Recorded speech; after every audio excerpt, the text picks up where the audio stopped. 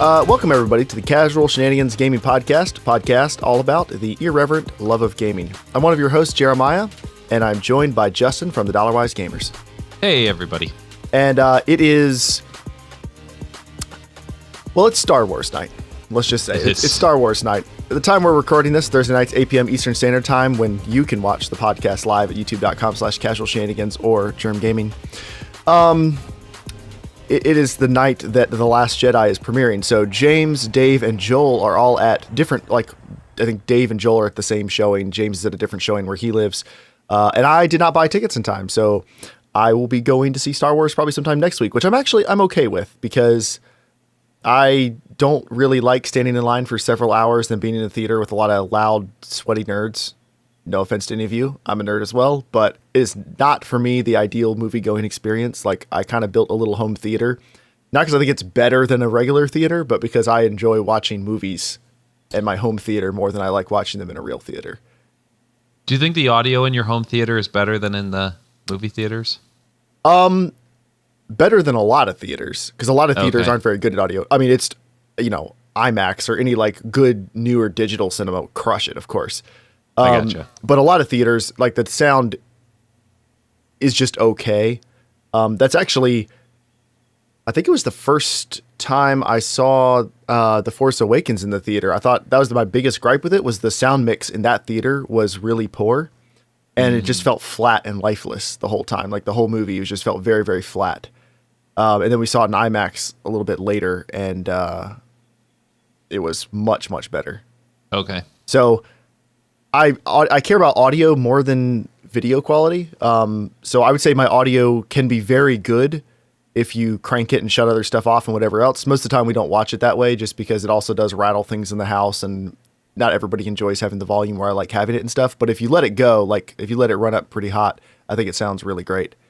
And eventually one day, when I have my own place, I do want to set up a proper theater with sound panels and all that stuff, so that it sounds really, really good. But yeah, I mean, if I had the choice, I would pay, instead of paying $24 for my wife and I to go see The Last Jedi, I would pay $40 to watch it at home. Yeah. If I could watch it at home right now. So.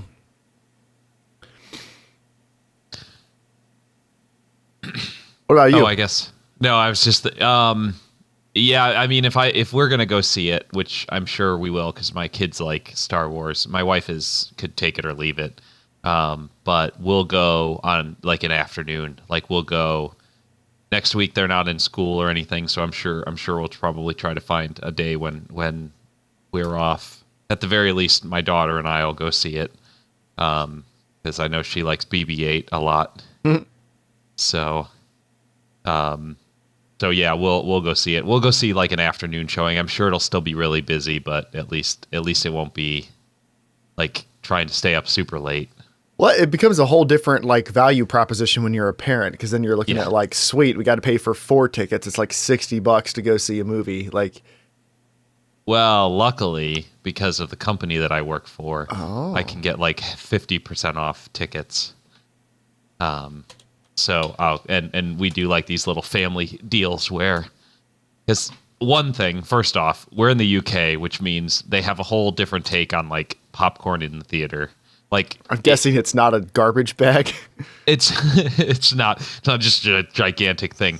They don't have free refills on popcorn. They don't have free refills on drinks. Okay, because that's not. The other thing is that in the US, if you got popcorn that was cold, not having just been popped, you would be like, this is disgusting. I want something else. But their popcorn is more imagine popcorn that's 2 hours old, and that's what most of their popcorn is because it's not hot. Cool. It's yeah. So it's different. It's definitely different. I mean, we're used to it now, but oh man, I really miss the US. We don't give a damn about how much this is killing our people. Let's just cover this stuff in butter. Well, that's it was in Iceland. It was funny because after a while, I was you get used to there not being just a bathroom anytime you pull off the interstate. Of course, there's no interstate, but a bathroom and hot food and something that's always open any hours of the day for you to go get whatever you want. I got used to that for a couple of weeks. As soon as we landed back in the States, we drove to a Taco Bell and just bought like a bag of hot food. We spent I spent $7 and got 3 times as much food, and I ate it all in the car, and it was great.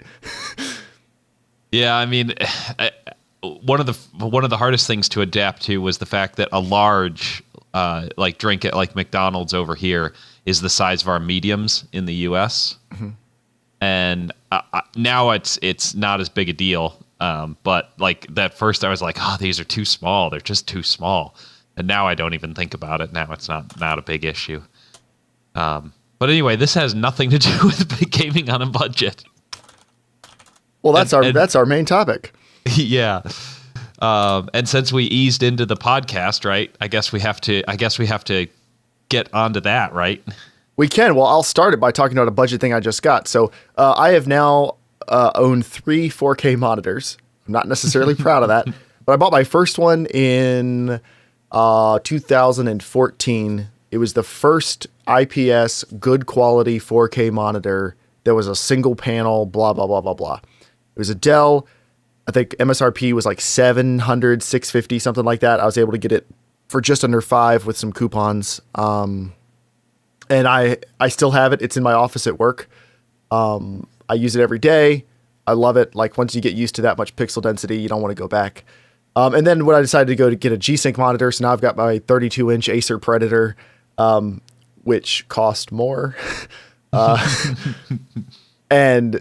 then for the Masher X series that I'm working on, it turns out for this capture card, for 4K 60 hertz capture card, I have to, unless you buy a card with a built-in scaler, which costs a ton of money, you have to get a screen that is the resolution you want to record at. So I need a 4K screen that can take a 4K 60 hertz signal over HDMI, because of course both consoles don't have DisplayPort.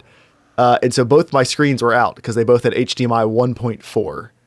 Oh, okay. So I was like, I got to buy another 4K monitor. So I'd pretty much resigned myself to getting like a 43-inch ultra cheap 4K TV, because that's like the smallest size you can get is a 40 or a 43, which I wasn't looking forward to because like I don't want that in my office taking up all that room. Like that's not going to be fun.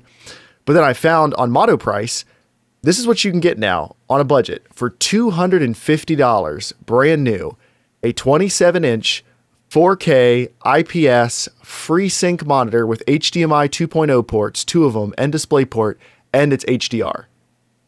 Wow. $250.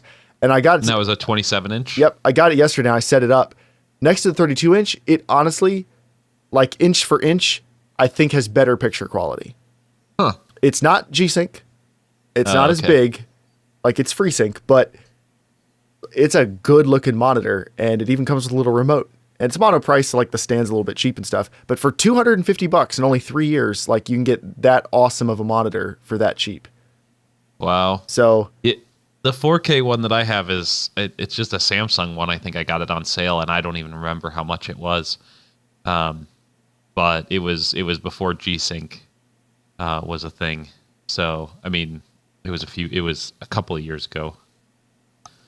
I think it was right after I got Actually, it was right after it couldn't have been a couple of years ago because it was right after I got the 1070. People are asking what type of monitor it is. I think you got it before you got your 1070 because you had it with your 970, and then you were pretty fed up with it for a little bit. Yeah, because I'd still have to play everything in 1080 with the 970 because it didn't run 1440 really for games. And I've gotten rid of a lot of the problem with the one problem I have with this monitor is the fact that it does not play well with playing games in anything but 4K. And you know how where we've talked about it before, where it does this thing where it just stops working. It goes black. It doesn't work. It can't. Right. Yeah. So the only way I've ever found as a workaround, and this is some of the things that I do for like ARMA and stuff where I don't have issues, is I run it in a borderless window at 4K, but super sampled down not super sampled. It's running at 60% or 66%, basically 1440. Right. But the window is in 4K. Oh, hey, Tyler. Welcome to. I see Tyler in the chat there. Hi, Tyler. We see you in Teamspeak. We'll hang out in a bit. But yeah, so tonight's topic is going to be gaming on a budget, and it's great that Justin's here because actually, so Justin, hopefully this makes you proud or happy or something. I don't know. I legitimately now think of things and I ask myself if stuff's a Dollarwise deal before I buy games now. Like it worked. Well, it's funny because when I was talking with Jeff and Amy today about one of the new Bohemia games, I can't think what it's called, Why something. It's another early access Bohemia game, but it's like kind of pixel art, not pixel art, polygon, like real low res polygon kind of survival game. And Amy had said that it was a Dollarwise deal. Which made me laugh. But yeah, Justin's from the Dollarwise Gamers. Justin, for anybody who doesn't know, you've been on the podcast quite a few times, but for anybody who doesn't know, what's like the 30-second pitch for your angle on stuff? What do you do? Viking Warlord, yes. Ylands, thank you very much. So basically, Dollarwise Gamers, or the idea behind games, is that for every dollar that you spend on a game or pound that you spend on a game, because I'm in the UK now, you should get roughly an hour's worth of entertainment out of that game. So if you spend $60 on a game like Skyrim, you should get, and you will get, 60 hours out of a game like that. And that kind of, it's not like a black and white sort of thing, because you could pay for a game for $2 and get 2 hours worth of game time out of it, but it might not necessarily be super enjoyable. Or you might spend $15 or $20 for a game that's only 6, 7, 8 hours, but the experience is so much better that it's kind of worth it. But in general, as kind of a good rule of thumb, you should ask yourself, okay, if I'm going to spend $20 on this, am I most likely going to get 20 hours worth of entertainment out of this game? So yeah, that's what is considered something that is a Dollarwise deal. So. And with that, tonight we want to talk about gaming on a budget. Gaming without breaking your budget, gaming without your children, not being able to eat, stuff like that. So, Justin, you'd pretty much consider yourself to be a budget gamer. Would that be fair? Yes. Okay. I think I'm a budget in the sense that I'd never pay full price for a game. Okay. How do you normally, so we'll start with games because that's like the most obvious thing if you want to game on a budget. Buy games for good prices. So how do you like to buy games for good prices? So probably the thing that started it, I used to game a long time ago on the Xbox 360, and what I used to do, because even before I was a PC gamer, I subscribed to a lot of gaming deal sites and things like that. Now, this would all have been around Xbox 360, so I had a lot of, like, they'd have specials at like Best Buy and stuff like that where you could get a game for super cheap or super inexpensive compared to its regular price. But it wasn't until I actually got into PC gaming that I realized how much of a budget you could really get, how many types of games you could get for a very small amount. Mm-hmm. And it's where I came across Humble Bundle was probably the thing that kind of pushed me towards it. And it's something I still swear by. I think Humble Bundle is one of the best sites that you can get a plethora of different types of games that you can really enjoy for very inexpensive, and then all of you can have as much of what you're paying for go to good causes all around the world. I think right now, because you can choose what the donations go to. A lot of the times they're a specific donation, but you can have a certain portion of it go towards your particular charities that you like. And I like the Doctors Without Borders is the one that I tend to do a lot. But aside from that, so Humble Bundle's got their own storefront, and then they've got their own they've got a monthly bundle that they've got going on. And then they have just weekly bundles that they run. And then on top of that, there are other websites that are out there that, like Indie Gala, what used to be called Bundle Stars is now called Fanatical. I actually at first I thought it was kind of a silly name change, but I actually like how they've kind of done their new branding, because it is better. It does make it seem more, Bundle Stars seem cheap. Mm-hmm. And then there's also websites like itch.io where you can, a lot of those ones, you can either get the games for free or they're by donation only. But yeah, I mean, in general, I think I got into it via bundle sites primarily because you can get a hell of a lot of games for a very inexpensive amount. Does it bother you at all that on the PC you can't really resell games anymore? Like you can't get a game, play it, and buy it used, play it, sell it to someone else, which I did all through college. Like that's how I afforded games in college, was I'd buy bundles of games on eBay, play the ones I wanted, sell them all off one at a time, and that would make me just enough money to like keep playing games. Does it bother you that you can't really do that anymore, and you're buying cheap games for keeps?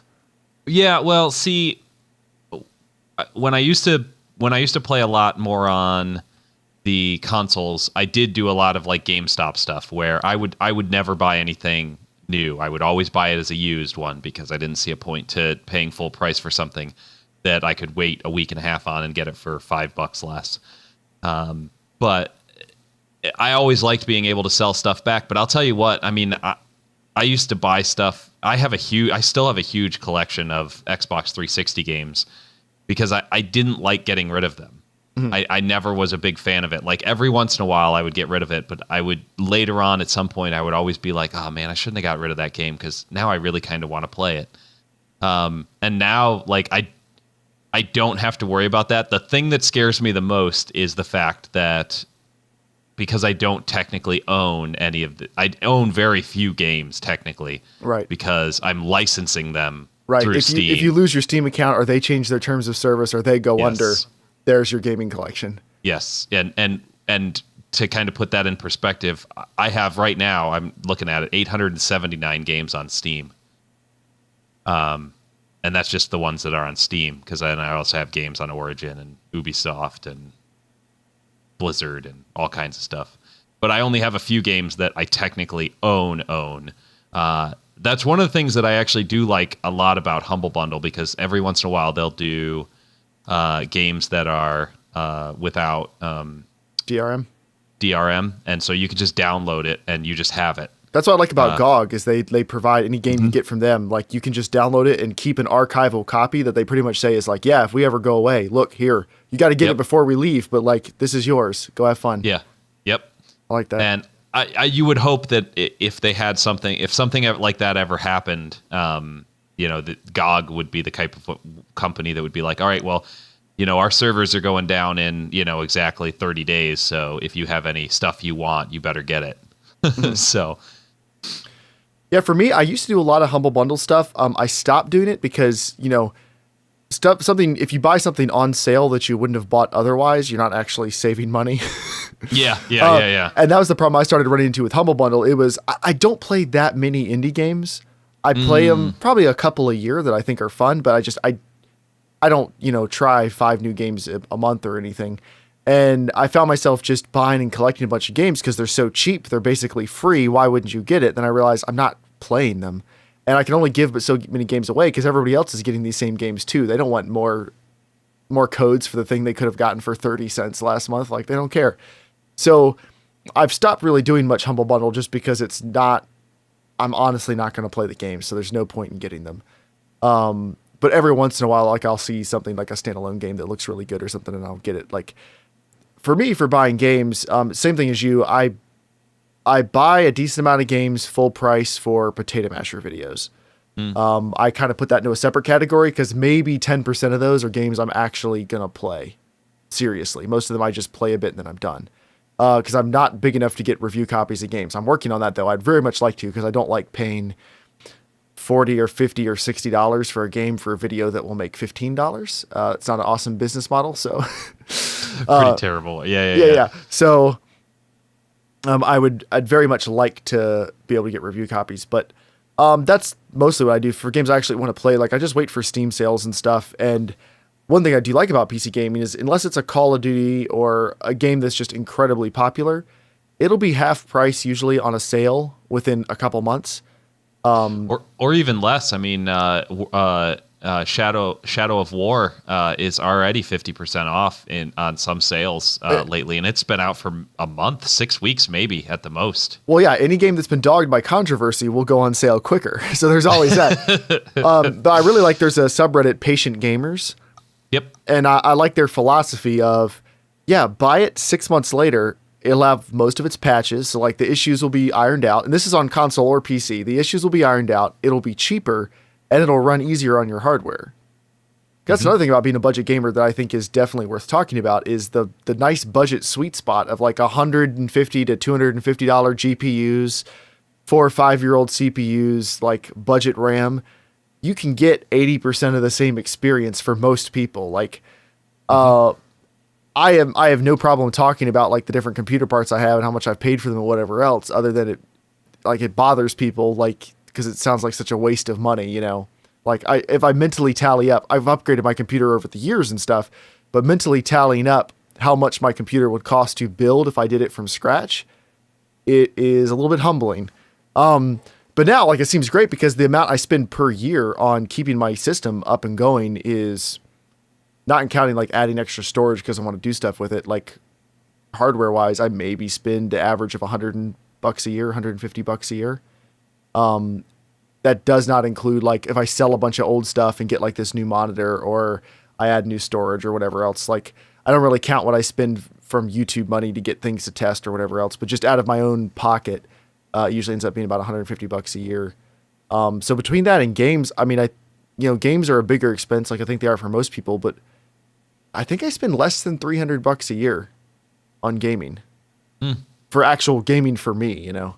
Yeah. I spend a couple $1,000s a year counting everything else. But, I mean, what about you?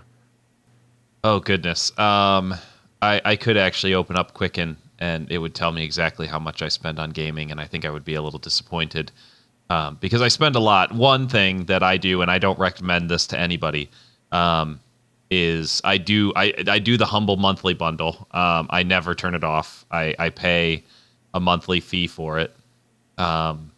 I do that for 2 reasons. One, because there's always at least one thing that I will get from any given month that I'll enjoy at some point.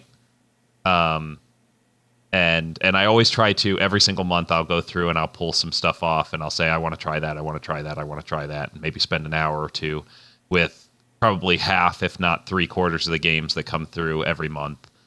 Just because I want to feel like I'm actually getting my money's worth for it, and 2, because you never know when you come across something that you're really going to like. But in general, the way Humble Bundle does the monthly bundles, it's better to just watch to see if something comes along that they give away as the one that you get when you purchase the whole month. I think the one that they have right now has got Quantum Break in it. So I mean, if Quantum Break for $15, plus there's also Long Dark and I can't think of the other one right now. It is Dawn of War 3, and that's $15, and then you'll get a bunch of other games. So if those are games that you're like, oh man, I've actually really wanted that, then it would be a good month where you would get it, and then you just turn it off at the end of the month. That can be a lot to manage, though. You know, they do a subscription model because they know a lot of people will just leave it on and not really pay attention to it, which is how all these subscription services work. Like they only work if people don't use the stuff and leave the subscription running. Yeah. The stuff that I tend to do where I actually purchase things is, have you seen my wish list on Steam? I have not, no. Oh, it's like huge. It's like, I don't know, 250, 300 games. But it's not really necessarily because I really want a lot of those games. That's just one of the ways I manage keeping an eye on pricing. Because anytime it goes on sale, if it's on your wish list, Steam will email you about it. But then I also use other tracking websites to kind of watch prices. So if prices drop to an amount that I'm willing to spend, then I'll pick up that game then. And if you do, like the best website anybody could ever use is thereanydeal.com. So if you've never used a tracking website for gaming deals, thereanydeal.com is the best one because it will tell you all the prices that it's ever been on sale for. And you can say, oh, actually, it being 50% off is not that great because last year around Christmas, they dropped it to 75% off. And that's next week that might happen. So I think I'll just hold off until next week and just see if there's another sale that comes on. But yeah, I mean, yeah. Being patient, I think, would be a big thing. Just like that, waiting for a decent sale, waiting for a game to get all of its patches and drop in price and all that stuff. Like, good, successful games have a decent long tail on them where you don't need to buy them right out of the gate. Like, it is nice to buy it full price and support the developer and whatever else, but you're a consumer. You should buy it when it makes the most sense for you. And being patient, I think, is the way to do it. Hardware, though, let's talk about that, because, I mean, we're both gaming in 4K. Yep. So I guess that statistically that puts us higher in the echelon of gamers. But you really... Yeah, we're in the upper 1%, I think. Something like that, yeah. So I guess maybe it's a little hypocritical for us to be talking about budget gaming. We're enthusiasts, yes. Jeremiah. We're enthusiasts. Well, that's the way I look at it, because like I know what I'm willing to pay extra for. My GPU and my monitor together cost more than a really good gaming PC for most people. Like, and I'm just my GPU costs 2 potato mashers.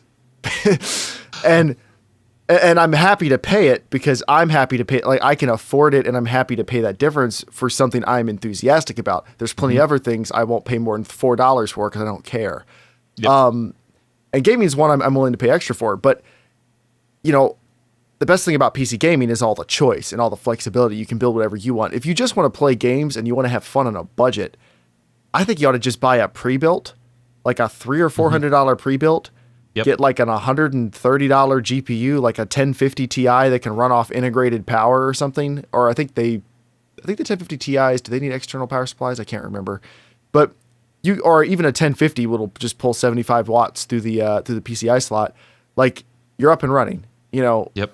500-ish bucks. You can easily go a lot cheaper if you want to get something used or hunt a little bit. But without much effort, for less than 500 bucks, you can have a very flexible, capable system that you can just upgrade slowly over time and get games on sales. And like, after the initial investment, gaming doesn't have to be expensive. Nope. Like, you can get a good screen for $100, like a perfectly adequate screen for $100, or plug into a TV, or use, what I love about PC gaming, I'm still using a 13-year-old, 12-year-old? No, it's only 11-year-old Xbox 360 controller is still my main controller that I use for my computer, which I've got a couple Xbox One controllers sitting around. I just don't actually have a way to use them on my PC. I need to get I've got a Bluetooth dongle on the way. But I could still use a really old controller or whatever keyboard I want. I used to use an IBM keyboard from the 90s. I used up until a couple of years ago when it started having problems. Like, you don't have to spend a lot of money on stuff. You can spend money on the things that matter to you and then cheap out on everything else. If you don't care about visual quality that much, but you really care about sound, spend $100 on a screen and $300 on your sound setup. Like, do whatever you want. But you can do it all for very, very cheap, and you can get older stuff and still get good for cheap. Especially on PCs. I mean, think how many incredible games from 2005 to 2012 you can pick up for $5 each. Oh, yeah. Have years and years of awesome gaming experiences. Yeah, I've been streaming, we were talking about this a little beforehand, but I've been streaming Alien Isolation, which is from 2014. And you can tell, obviously, that the game is from 2-3 years ago. Just even in the Aliens AI it was fantastic for the time, but you can tell that it's dated. But you can pick up Alien Isolation with all the downloadable content when it's on sale for $3 or $4, which is an incredible amount for a game that is actually really, really good. I'm having a lot of fun playing through it. So, and then I guess talk about budget gaming and hardware. Should talk about console gaming too. I feel like console sales have gotten way more aggressive around like Black Friday. There was a sale this week for a 1 terabyte PS4 Pro with PlayStation VR for $500. Wow. That's the console and the VR headset. It doesn't include the Move controllers, but you could get those for $50 or something if you look. So, I mean, for $500, it's a VR headset and one of the better consoles you can get. But on Black Friday, like, PS4s were going for under $200. Xbox One S's were going for under $200. Like, you do that, and then you do like some Redbox rentals or something for short games, or buy a couple used ones on Amazon, or even new ones on sales. You know, physical console games take a little longer to go on sale usually, and their digital sales aren't as good because their stores are more of a monopoly. But they're really cheap. Like if you really want to get into gaming on a budget, I mean, you can pick up an Xbox One S or a regular PS4, and you're going to be set for a long time. Like the quality isn't going to quite be as good as a PC, but and your flexibility isn't really going to be there. But for the gaming per dollar can be incredible. Like if you get a good deal. Yeah, I know one of the things that I never really liked, and it's maybe changed because I don't do a lot of console gaming anymore, but one of the things that used to drive me crazy with the Xbox 360 is they'd run sales on games, but you never saw sales on their downloadable content for stuff. Yeah. Which used to drive me crazy because you can get, that's the one thing that I love about Steam is that you'll buy a game and then later on there'll be downloadable content that's going to be on sale. Heck, there was a sale that was going for the Arma 3 second set of downloadable content that's coming out, or has started coming out, because like I think Jets was on there and the Rules of War or whatever is one of the other ones that's as part of it, and that was on sale I think for, I want to say 50% off. It was for the thing. But yeah, that was one thing that used to drive me crazy, because especially downloadable content where you're literally buying just a digital product. It made sense sometimes with the CDs, but like with digital products, it is what it is. They're not manufacturing something Right. that they have to then pay for or get out of the market of. I know that's frustrating. Like that's one thing I really do love about PC gaming is there's a lot more competition in digital marketplaces, so you do get a lot better deals. And I feel like I don't know this for sure, but I feel like it generates more revenue for the developers in those cases too, because they're getting a lot of sales they would have missed out on otherwise. But I don't know that for sure. Yeah, what other budget gaming tips would you give people? So hardware, there's a lot of ways to get cheap. Games, there's a lot of ways to get cheap. And patience. What else do you think is important? Well, actually, there was one thing that, hello, Chris. There's one thing that somebody had asked about that I think is probably pretty important to bring up. They had said, what about CD key? And I think it's important, especially when you're talking about deals, is to talk about gray market sites. I know your opinion on it. I'm pretty sure you know my opinion on gray market sites. And I'll be flat out. I think that gray market sites are a risk. They're always going to be a risk.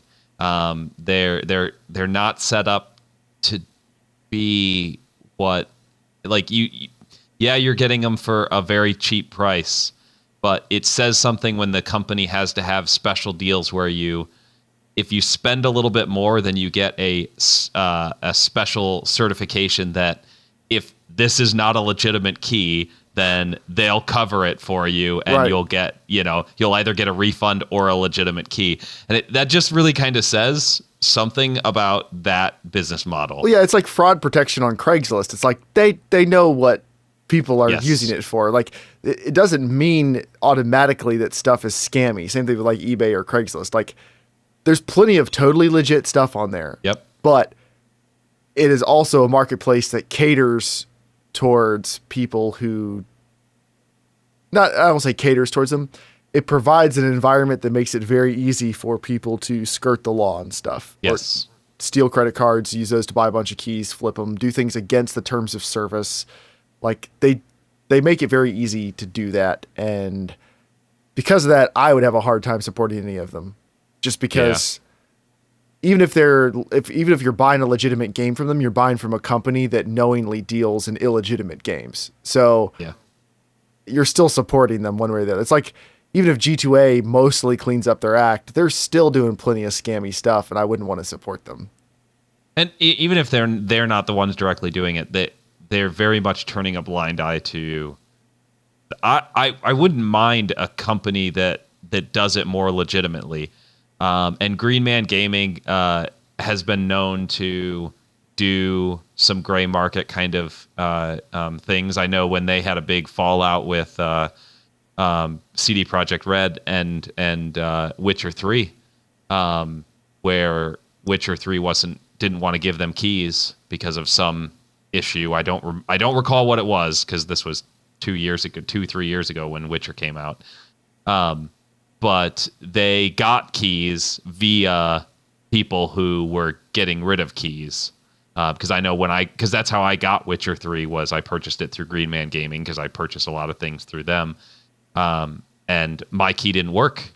And so I had to contact them, and it was because the person that they had gotten it from had given that one of the letters was incorrect on the key. So they got it fixed for me within a short amount of time, but it was one of those, like, Yeah. It's kind of frustrating. And then someone earlier asked about piracy. I don't support piracy. I guess that should go without saying. I don't support piracy because I believe you should be happy to pay for things. Now, I'll put an exception on there because I've talked about it before. Yeah. I have pirated stuff in the past. I'm not going to sit like on holier than thou mountain. And I do have a bit of a soft spot for pirating something that's no longer available to buy, because some of those things do exist. Like, I want developers to be able to get money from something, and I want you to be able to pay for something, like, straight up. Occasionally, that's not possible to do. So, like, there's been a couple games where I've tried to, like, track down, like, old console games or something I want to play again that I used to own back in the day, and I can't find a way to buy it legally. Or like to buy a copy and get everything I need to play it. So there have been a couple I download an emulator just to try, like, to play again for a little bit. Those ones I don't really feel guilty about because I bought them originally. I just don't have them anymore. Because I can't go and buy it now. Like, if there was a Steam version I could go pick up for a couple bucks, I'd be happy to do that. It'd be more convenient. Like, it'd be easier on me.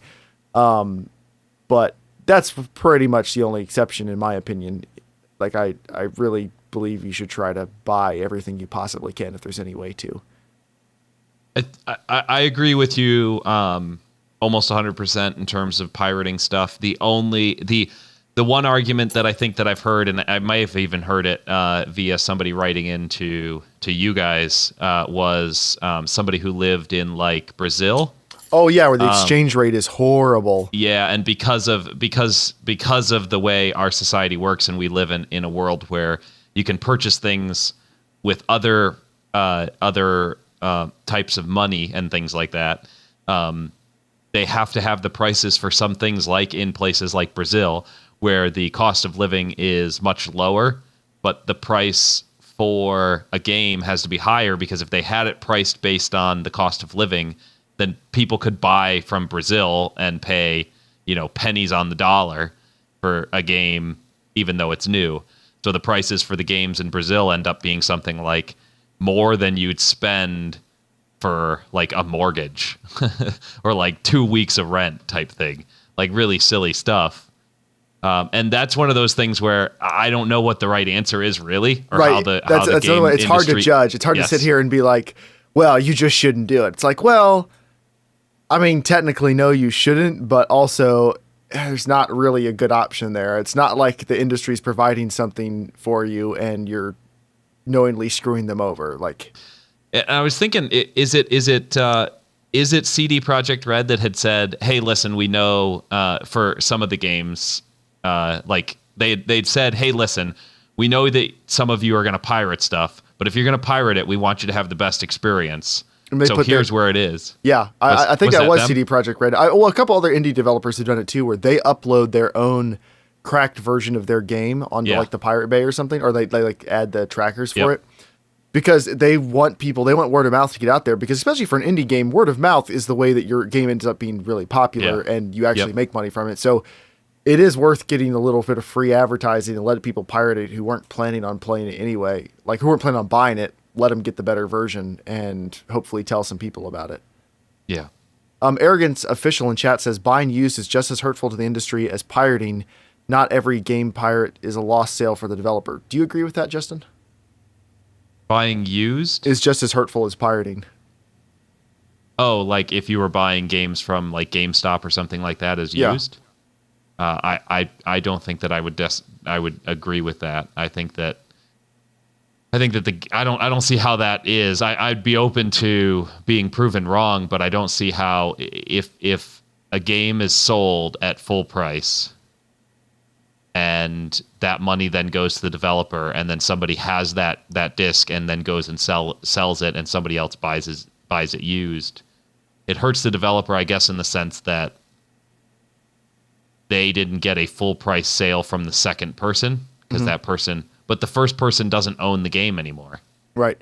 To me, I understand the argument people made, but to me, like, just compare it to something else. Like, you buy a car. Should everybody have to buy the car new from the manufacturer? Yeah. Like, no, not necessarily. Like, once you want to sell the car, the manufacturer is not going to get any more money from that, except for maintenance. But, like, they're not going to get money from you selling the car to somebody else. But you have the right to do that. Yeah, like, it is a little bit different with games, but I don't have any problem with buying and selling used. I do that. I think you developers who make really good stuff, you should try to support in whatever way you can. But I don't think there's anything wrong with buying something at a discount if it's a perfectly legal, legitimate sale. Like, you just have the right to do that.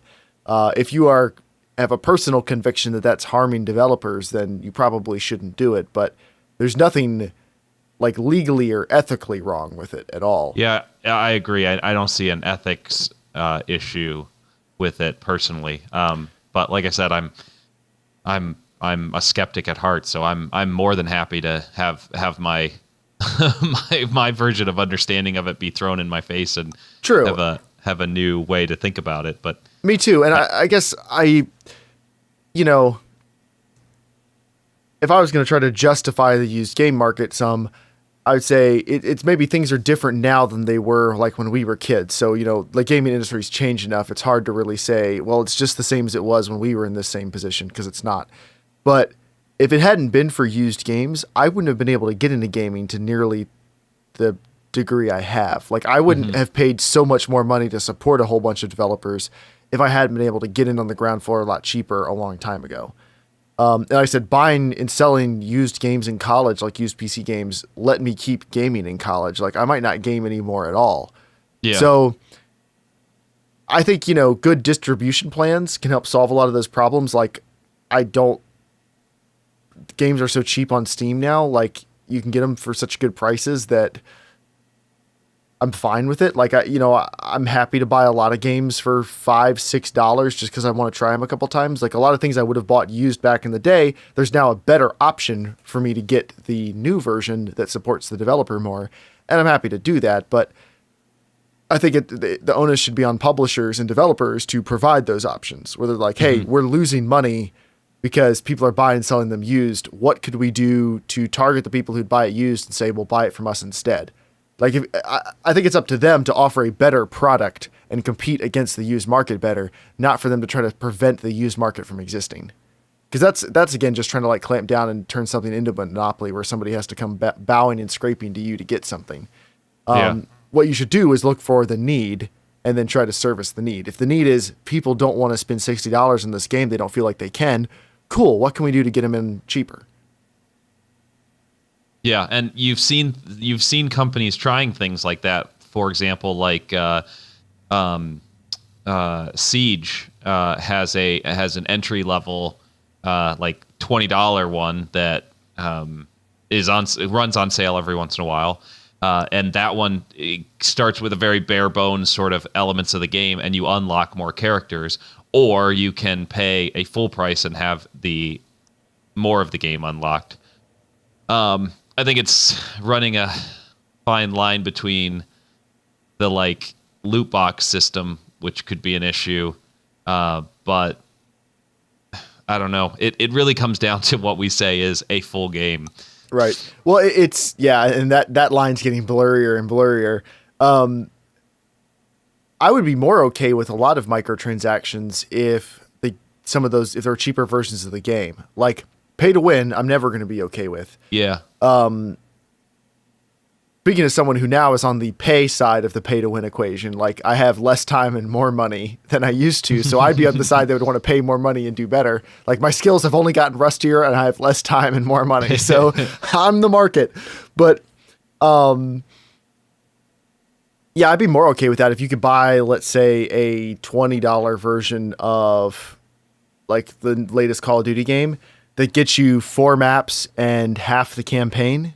and then you pay $1 to unlock each extra mission, or like $3 or $4 to unlock each extra mission, and $3 or $4 for each extra map. Like, it feels like you're going to be nickel and diming, but then you can end up spending the full price of the game and get everything. Like, I'd be fine with that because I'd play a lot more games than I do now. Probably I'd try.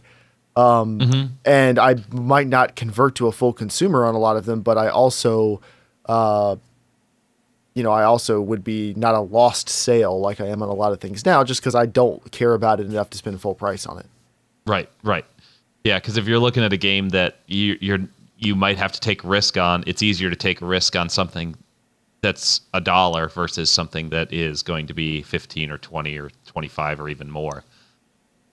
Which kind of goes back to one of the things that had been mentioned in the chat when we were kind of discussing the used games, that people who buy used games might be willing to pay for the game, or would be willing to pay for the game, and so the developer's losing out on the money. And I would probably argue that not necessarily. Just because somebody wants a game doesn't mean that they're necessarily willing to pay a specific price. When I do my price monitoring, I set a price. I say, this is what I believe this game is worth. And I kind of based around the Dollarwise metric.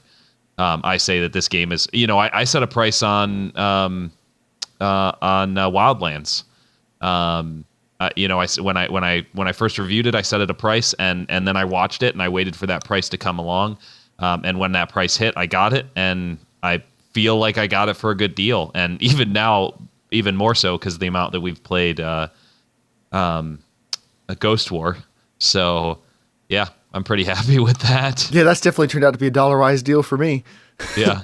But yeah, is there anything else you want to talk about budget gaming before we move on? Anything we haven't covered? I think we've got everything. Use istthereanydeal.com to monitor prices if you haven't already. And then it seems like I'm sponsored, or we're sponsored by Humble Bundle, but no, I think Humble Bundle's fantastic. It's been the thing that I love. I bring it up all the time because I think it's a good company, and I think I like what they do. Last thing I'll say is a hardware related thing. Medium settings. Games are only getting better looking like every year. A game on medium these days can look better than a game from 2014 maxed out. Like, games progress far enough, fast enough. You don't have to be on the cutting edge. You pay way, way more to be on the cutting edge or the bleeding edge. Be behind the crest of the wave. Like, be on the scabby edge. Like, play on medium settings. Use an $130 card. Like, you'll be fine. The GPU and the masher is worth about $75 now. And there really haven't been any games I can't play. Like, if I'm super picky about the settings I want to use or something, yeah, you got to pay a little bit more. But if I was being frugal, I could easily put that computer together for under $200 or something of similar quality, and I could play everything now, and I'd be totally fine. So don't worry about being the best. Like, if you didn't know the difference, if you couldn't go online and find all this information in 5 minutes about how inferior your stuff is compared to everyone else's, would you care? I mean, my family used to have like a computer for years, and we'd play games on it. I didn't know some of the games were 4 or 5 years old, 6 years old. I didn't know the difference. Like, I could play it. Who cares? It's a fun game. If it's a fun game, it's still a fun game. Age of Empires was like all I played for like 2 years, and I was happy as a clam. Yeah. So Civilization for me. Yeah, if it's like now, we got this like glut of information all the time, where you feel like, which is designed to make you feel like you're inferior. Your hardware's out of date. You're not playing the latest and greatest games. Like, if it was an amazing game in 2007, if Mass Effect was such a great game then, has art changed that much? Like, movies that were awesome 50 years ago can still be awesome today. Maybe the effects are better these days. We have HDR, we have 4K, we have all that. But a good movie is a good movie. And the same thing is true with a game. A good game is a good game. Some of them age worse than others, but yeah, don't worry about the latest and greatest so much. That's my last thing. I agree. We've been gaming for a long time. Listen to us. We're old. If James was here, he'd tell you the same thing. He's even older. All right, it's now time for What Have You Been Playing This Week, which is not the name of the segment. It's called What Are You Playing This Week, a part of the show where we talk about what we're playing. So, Justin, you go first. So I've gotten back into, I guess, pretty pretty regularly streaming. I've been streaming our Arma 3 nights on Monday night or Tuesday morning if you're with me. And then I've been streaming. I've started streaming things that I enjoy playing, that people tend to like watching. So Alien Isolation I've been playing a lot of. I've gotten back into Kerbal Space Program again for some reason. I don't know why. I suddenly started playing it again, and that's a game that I've played, uninstalled, installed, played for 5 minutes and uninstalled and reinstalled. Like it goes back and forth. And right now I'm in one of those phases where I'm just like, this game is amazing and I love everything about it. And then I picked up, I started playing Yu-Gi-Oh! Duel Links because I used to play Yu-Gi-Oh! All the time. It was one of the customizable card games I got into. And I've owned a few of the like digital types of games. And I really like it. I'll tell you why I like it the most is because it's on Steam and it's on my phone and it's the same thing. So I can go sit out in the living room and play on my phone, or I can sit at my computer desk while I'm trying to do something else, and I can have it like do auto duels and things like that to get through to just kind of like build up some of the stuff you need, because it's a free to play game that uses microtransactions to kind of help build your decks and things like that. So, yeah, cool. I haven't really been playing that much. I've got some Potato Masher videos I need to work on, but I have not really been playing much for fun lately. Played a little bit of Wildlands Ghost War. Had a good shot last night. Hit a guy to end the match, like a running shot through a wall. It felt really good. It felt really good because I knew it was something that he was probably really mad, and that makes me happy. Like I talked about a bunch of times on here, I've never been a good sniper in games before. I'm a good sniper in Wildlands, and it's really fun to ruin people's day. Like in good, clean competition, it's really, really fun to just mess people up. And it was kind of a lucky shot, but I liked it. But I have a one Arma story, going back to the whole Arma's a sandbox. I can't believe the cool stuff that happens in Arma.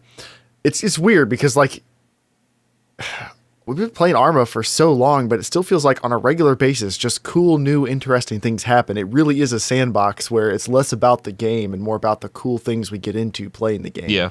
Because, man, the game is clunky. But yeah.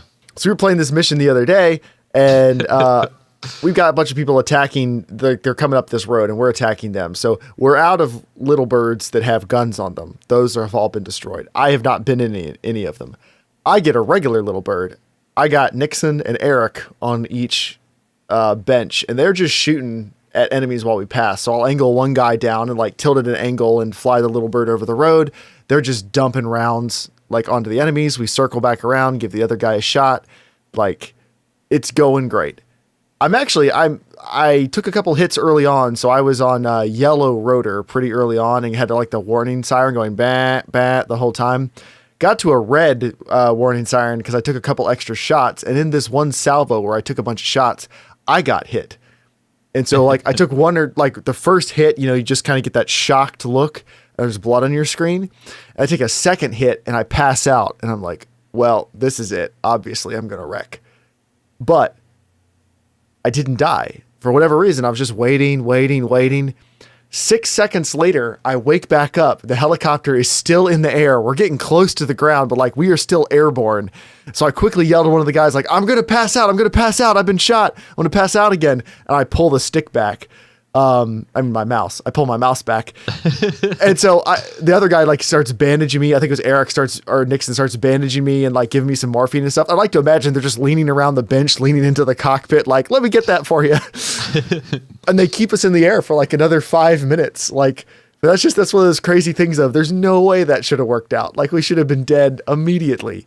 But I was just at a good enough heading that the helicopter was able to maintain for long enough. Like, that's something where you just wouldn't get in GTA or another game. Like, yeah. Arma just keeps the simulation going no matter what. Yep.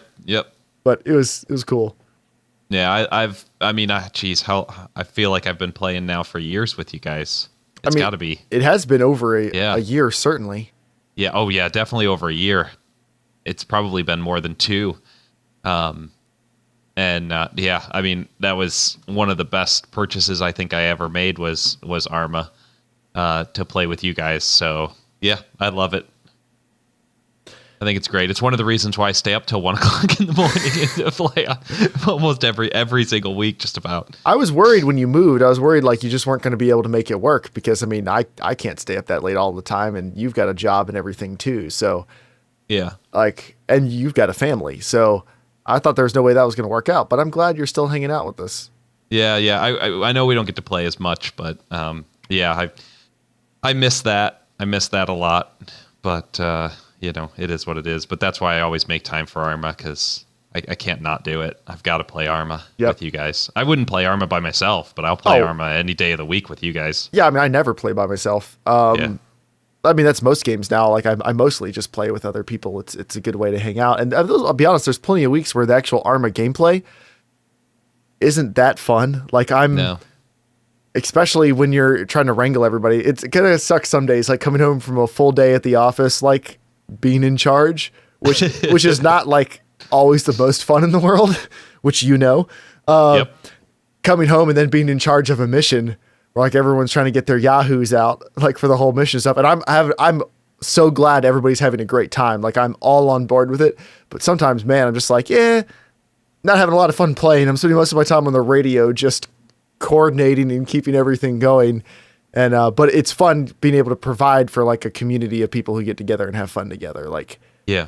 it kind of transcends gaming a little bit, I think, into more of creating a community. Mm-hmm. So Yeah, it's one of the reasons why I think I like the fact that like people like Chris have started running squads and everything, because that frees you and Dave up to not have to worry about those things quite as much, or Shane. yeah. Oh, yeah, I like now that when we first started, it was like me and Dave hand-holding everybody because we were the ones who were into Arma. Yeah. And now it's gotten to the point where like we're not even close to the best Arma players in the group. Yeah. There's way better Arma players, and there's plenty of people who can step in and do any role at any time, which is so awesome. Like I really, really like that. So big shout outs to everybody who's listening who is part of the Casual Shenanigans Arma group, part of the Filthy Casuals. That's right. All right. You ready to get into the news? Yeah. News time. Do. All right. What's your news item? I have one news item that I brought when we were putting this all together. And I thought this was pretty good, only because of the fact that, one, I am a very big paper, pencil, D&D nerd. So a game came out probably a couple of years ago now. I feel like this is happening very quickly. Sword Coast Legends. It basically runs the D&D. I believe it's very similar to the 5th edition version of D&D, if anybody follows along on those things. And this is pretty important because for good or ill, I'm not going to get into whether or not this is a good or an ill. It's getting shut down. Sword Coast Legends is on sale for the last time. The last time you can possibly get it is December 31st. So if you are interested, if that game has ever been something that you are interested in, you have to get it now. It is on sale. It's on sale a lot of different places. And it's their servers will remain up indefinitely, but the company, the publisher, has lost the license. It's been pulled basically by Wizards. Wizards of the Coast are the ones that own the D&D license. And it's been pulled. And so they can only sell it up through December 31st of this year.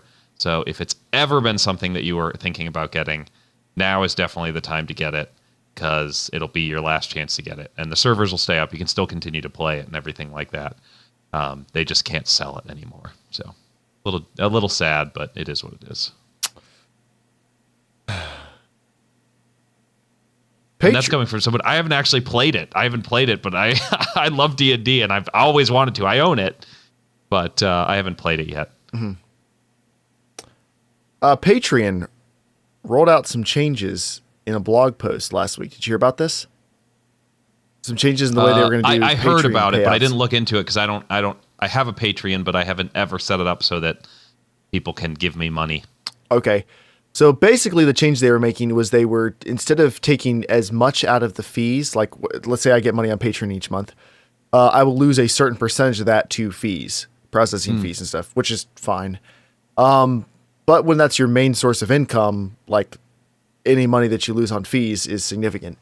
and they said they were going to roll out a change where they were going to make the customers or make the patrons pay the fees, so the creator gets to keep more of the income. They're like, this is a more creator friendly move. But people took issue with it because it really disproportionately affected like $1 to $2 patrons. People are pledging that much per month because instead of paying like $1 a month, they might be paying $1.35 a month. Like, okay, so a 35% increase then for them. Right, because if you're giving $20 a month, you probably don't care about the 35-cent difference. But if you can all you can afford is $1 to support one of your favorite creators, increasing that by 30% is like pretty insane. And the internet had a ton of backlash about that. But this is what I really like, and one of the reasons I've always liked Patreon, and I'm happy that we're using them, is they put out a blog post today that said, "We messed up. We're sorry. We're not rolling out the fees change." I like that. That's cool. There's no spin on this. I love. He said, "We heard you loud and clear. We're not going to roll out the changes to our payment system that we announced last week. We still have to fix the problems that those changes addressed, but we're going to fix them in different way, and we're going to work with you to come up with the specifics as we should have done the first time around. Many of you lost patrons and you lost income. No apology will make up for that, but nevertheless, I'm sorry. It is our core belief that you should own the relationships with your fans. These are your businesses, and they are your fans." So another thing I like I'm skipping over the rest of the blog post, but when they're sending out an email to lapsed patrons who canceled their payments with a click one touch option to re-up under the old terms. Oh, cool. So I think that's just the perfect way to handle it. Like, everybody should take note. When you mess up, what's the whole thing? The lie is worse than the sin? Yeah. Or the crime. The lie is worse than the crime. Like, actually, I think I just heard that in a TV show tonight. That's why it's on my mind. But it's true that a lot of the times trying to get away with it is worse than if you just went out and owned it. And that's what they did. They went out and owned it. They didn't try to spin it into, well, you just don't understand and we're serving the patrons and it's better for everybody and blah, blah, blah, blah, blah. Repealing net neutrality will make the internet better, blah, blah, blah, BS, BS, BS. They came out and said, hey, we messed up. We're really sorry. We're going back. We still want to fix these problems. We'll work with you guys better. We're still going to try to come up with a solution. Yeah. Everybody on every side should be able to be okay with that. Like, yeah. So anyway, I thought that was good. I like the way they handled it. No, that's fantastic. Maybe EA ought to take some notes. Well, the idea is to give players a sense of accomplishment. Of course it is. So next bit of news, PUBG did not hit their original release date. Big surprise, early access survivalist game. They seem determined, though, to hit their next goal, which was they are releasing this year. That's something that PlayerUnknown said is we will release in 2017, mark my words. Their launch date is December 20th. The 1.0 update will bring a bunch of changes, including a new UI, the desert map, vaulting, climbing, et cetera, et cetera, et cetera. But the news here is they're going to keep the test server up all the way to launch and they're going to keep putting patches out so people can help them keep testing the game all the way up to launch. So that's pretty good. Glad they're doing that. I'm excited to play the new map. Haven't played it yet. Have you played it? I have not. I don't even know if I have PUBG installed anymore. Oh, really? Yeah, I think I might have uninstalled it. It's not that I didn't not enjoy it. It just there are other co-op games I'd rather play with people. If I could find somebody who had the time to do Divinity Original Sin 2 with me, I would love that person for many days. I need to look that up because I keep hearing it's so amazing, but I don't really know a whole lot about the gameplay. Game. The first one was fantastic. It was. I mean, I feel like that's all I heard on your podcast for years was Divinity Original Sin. How good Divinity Original Sin was. Yeah, it's really good, and I've only played a tiny bit of Divinity Original Sin 2, but I've heard that it's so much better than the first one, and even more expanded. It's just does it have a lot of story? Yeah. Oh my God, yes. Well, because I'm not so much story. By looking just at the quick clips of gameplay, I'm not normally like a Diablo isometric-ish top down. It's not. It's turn-based combat. It's think about it that way as opposed to Diablo, which is like an action game. Mm-hmm. How's the co-op? Is it like drop in, drop out? Like is it okay? Yep. And you can control. So your party can be up to 4 people. So if you had 2 people, one could control 3, the other one could control 1, or you could do 2 and 2 if you wanted to do that.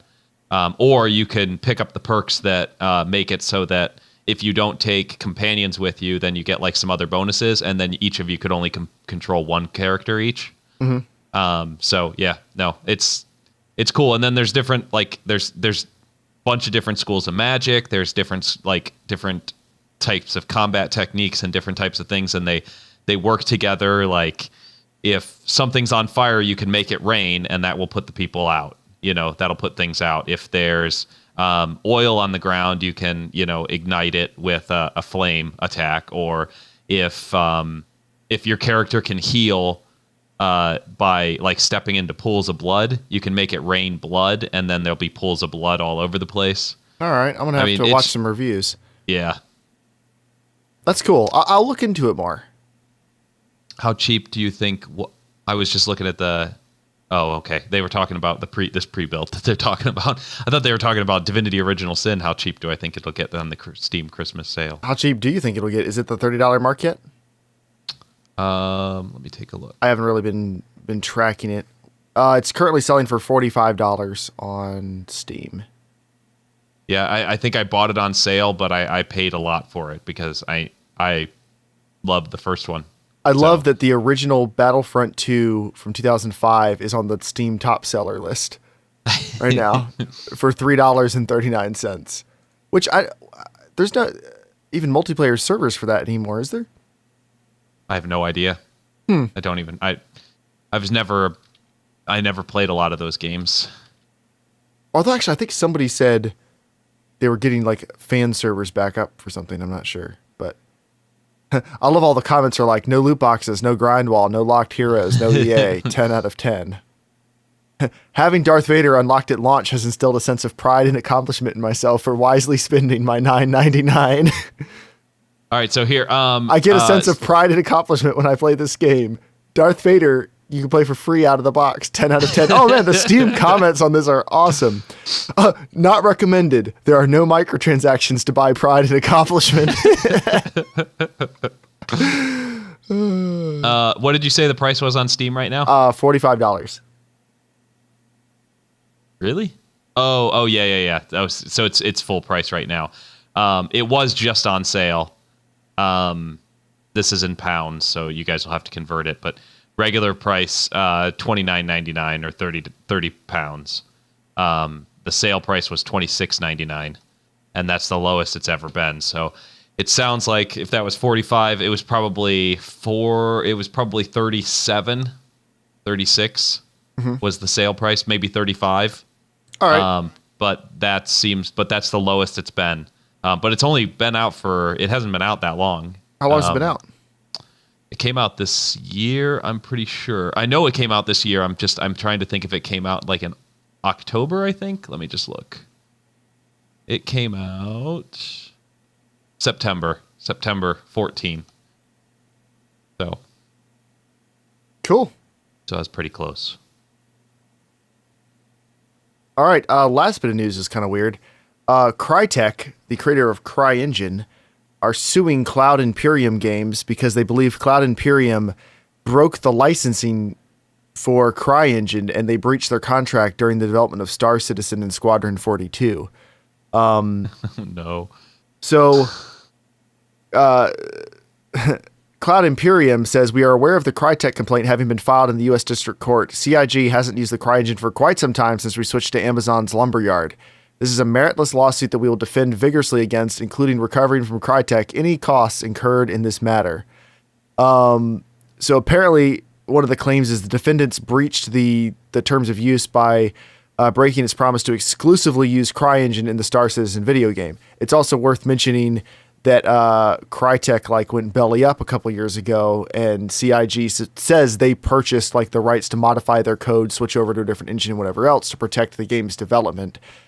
Since Crytek was going under and wouldn't be able to support the engine anymore. But this looks like this is going to be interesting because people have combed through it, and I'm not a lawyer, but a lot of Star Citizen nerds have been combing through it, and there's even the Star Citizen people are saying, yeah, there's they broke tons of the agreement with Crytek. Ouch. So it's worth mentioning Crytek went under, so maybe there's something to be said, but yeah, it sounds like they definitely broke it. So, just another obstacle in the way for Star Citizen to finally come out too. Yeah, yeah. Which I don't own it. I know you did. I do. Kickstarter on it, right? Yep. so you own it, or will own it, or you can actually play it, right? Yeah. Like well, there is they just add like more a beta features. version. Yeah. So right now you can like go around a spaceport and you can go fly some ships around for a couple missions. And I'm not sure where they're at now. They probably added more than that. I think now, whether it's the latest testing version or the latest that's been released to the beta, I think you can actually fly a ship down to a planet now, which is one of the things that was like super incredible, which was cool, like in No Man's Sky, but in Star Citizen, it looks like, because it's much more realistic looking game, it just looks incredible. I don't know if you've seen videos of it, but I have. Yep. That's the thing with Star Citizen that still keeps me interested, is it just seems like the perfect game for me. Yeah. If it ever delivers on the promises. Yeah, I know. I was actually just recently, I was looking at the pricing for it, because right now, if you buy into it, you just buy in at different like ship levels. How good of a ship you end up with, basically, is how much you pay. But it's when the game releases that you get your ship, obviously. So it's like, I don't know. It's a lot, and it's never like on sale or anything like that. So that would be a big commitment from me. Mm-hmm. But now I have Hellion. Oh, sorry. I was going to say that I have Hellion to play, so that one kind of scratches that itch for me. Have you played Hellblade yet? No, I haven't. That's Senua's Sacrifice? Mm-hmm.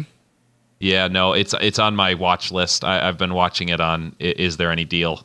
Yeah, that's going to have to hit like the $5 mark for you before it's a Dollarwise deal. Yeah. I know it's pretty short. I know it's yeah. I want to play it. I want to play it once it's worth it to play it. Mm-hmm. Yeah. All right, it's now time for Comment of the Week, part of the show where we read an insightful, funny, or disrespectful comment from one of you. Or on one of our videos. So this actually, I wanted to bring up this comment from Lock Gamer, longtime listener of the show, because this is in reference to the last podcast you were on, Justin, about co-op gaming. Mm-hmm. And we asked people to write in about what their ideal co-op situation would be, or your position was like every game is better with co-op, and we wanted people to write in if they disagreed with that or agreed with that and get their thoughts on it. So Lock Gamer left us a pretty good comment. He says, I love this topic. I have an issue finding time for single player games. I get pulled into playing co-op or online games, and I do find it more enjoyable than I'm playing with friends. When I was younger, I was always hunting for couch co-op games for console. Now I wish most single player games had co-op. It'd have to be implemented very carefully. I think to Shane's point, I find a lot of MMOs very contradicting. When leveling in most MMOs nowadays, the co-op aspect is always broken till end game. They're hard to be on the same quest as a friend, and most people say just get to the end game, max level, then you can raid with friends. Even non-MMO games, I feel like Destiny 2 is this way. When leveling up, you're pulled away from your group constantly to do the story missions. Dollarwise, I wish every game is co-op, 110%. Shane, if so, they shouldn't just tack it on, 110%. This is my love affair with most RPG games. There are very few games that work so well you can swap controllers and play, as in single-player hand-off controller. Both new South Park games are entertaining enough to watch to those almost all GTA games too. Then again, what if they both had co-op? So... I get what he's saying. I mean, I guess I agree. I don't know. You guys are winning me over a little bit more. If done well, I think I'm more on board with more games having co-op. But yeah, and I will look up Divinity Original Sin 2. I'll watch some videos. I think I've just rejected it because I don't generally like turn-based combat. I've never enjoyed, and I don't really like a lot of isometric top-down stuff. And most 100-hour RPGs I look at and I'm like, no point. Not gonna play that. So it sounds like it has all these marks against it, but then people keep saying it's such an incredible game. Well, the biggest thing is, have you ever done any like paper pencil role playing? No. Okay. So one of the hallmarks of paper pencil role playing is that you can do anything. Like if you have a really good DM, especially, like if you're like, well, like the DM might want you to fight the guards or something in order to get into the castle, but if they're like, well, actually, I want to try to sneak over here at night and try to like dig through this thing, or I'm going to polymorph myself into a frog and try to hop past like you could do things like that where in Divinity Original Sin, where it's like, well, I just want to see, okay, so I'm going to teleport this guy over here and hopefully that'll solve that problem. And the game just lets you do it. And the game doesn't, like, you can kill anybody. and the game will deal with it. The game will, like, it could be the main character that you have to get missions from, and it's like, okay, you killed him, so now you're going to have to figure out all of this on your own. Now you don't have a guy who's kind of holding your hand to try to teach you where you're supposed to go next or whatever. Now you might just stumble across whatever it is that they wanted you to do, and you get through the game, or, I don't know. I think it's expansive. So it's more like a more traditional old school game where it's there's not as many rails keeping you on. Yep. And because of that, you can wander into a place like where you're like, oh, these guys are a little too strong for me. I guess it's time to leave. So yeah, it's not handholdy. It's got a bit of a learning curve to it. At least the first one definitely did. But yeah, it's the only reason I haven't played it is because I don't want to play it by myself. I want to play it with somebody else. And I know if I start playing it by myself, then I won't want to play it with anybody else, because then I'll be like, oh, I just want to play with the one character that I've got in my game. So I'd rather just wait until somebody's ready to play. It's installed. It's installed on my Steam. All right, I feel like you're sweating me real hard here. No, because then we'd have to find time. Yeah. That's the other thing. You're still over on the other side of the pond.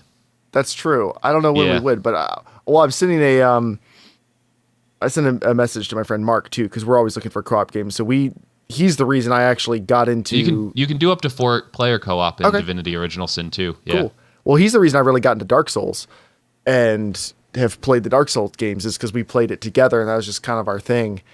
And we've been looking for something else to maybe fill that void a little bit, and maybe this can. We were thinking about doing a bunch of the Dark Souls 2 DLC, but man, the co-op system, just getting into a game with each other, is so frustrating in those games.